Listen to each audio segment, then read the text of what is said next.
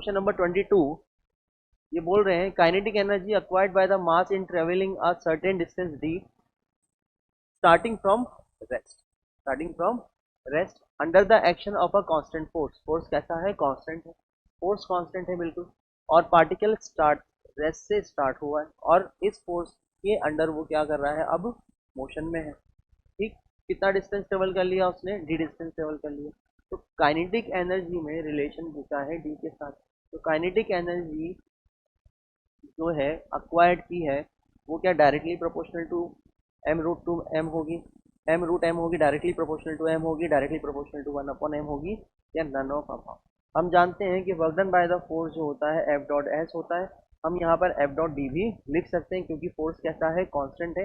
इसलिए F dot D equal to change in kinetic energy K E final minus K E initial.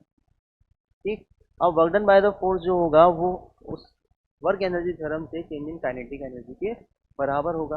या kinetic energy acquired जो होगी वही ये लिखा हुआ है राइट हैंड साइड पे, चेंज इन काइनेटिक एनर्जी, जो कि बराबर होगा अल्टीमेटली, उल्टा बोले तो, work done by the force के। तो यहाँ पर मास तो कहीं रिलेशन में नहीं आता। फोर्स कैसा है? कांस्टेंट है। तो क्या आ जाएगा? None of the.